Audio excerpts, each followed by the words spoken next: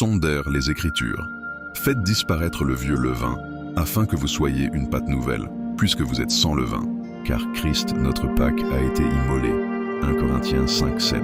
Il y a, au cœur de la fête de Pâques, un message caché mais puissant, un message qui traverse les siècles, et vient encore aujourd'hui toucher votre histoire personnelle. Dans la nuit de l'Exode, alors que l'angoisse planait sur l'Égypte, Dieu donna une instruction simple mais radicale. Immoler un agneau sans défaut et appliquer son sang sur les linteaux et les montants des portes. Là où le sang était visible, la mort ne pouvait entrer. Le jugement passait au-dessus. La protection était assurée. Ce sang n'était pas magique. Il était prophétique. Il annonçait un salut bien plus grand. Des siècles plus tard, Jean-Baptiste pointe Jésus et proclame « Voici l'agneau de Dieu, qui ôte le péché du monde ». Jésus est notre Pâque. Comme l'agneau immolé à l'époque de Moïse, il a donné sa vie. Son sang a été versé, non sur du bois de porte, mais sur le bois de la croix. Et ce sang parle encore aujourd'hui.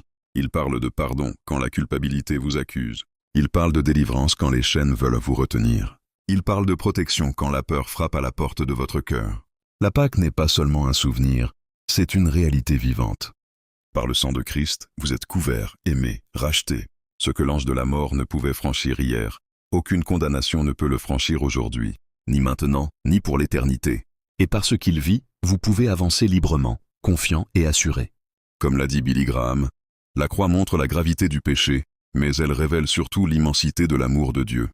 Aujourd'hui, relevez la tête, le sang a déjà parlé, et il parle en votre faveur. Écoutez la voix de Dieu.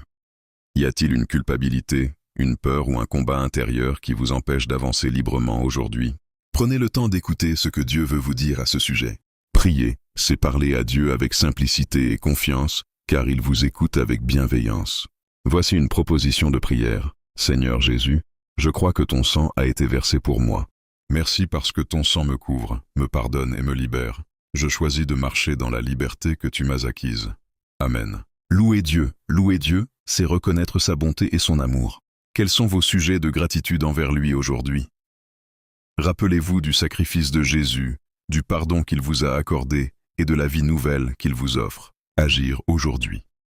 Prenez maintenant un moment pour laisser ce que vous avez reçu prendre racine dans votre cœur. Renoncez à une accusation ou à une pensée de condamnation et choisissez de déclarer une vérité biblique sur votre vie. Honorez le Seigneur. Le parcours, cela s'achève. Offrons ensemble une prière pour honorer notre Seigneur.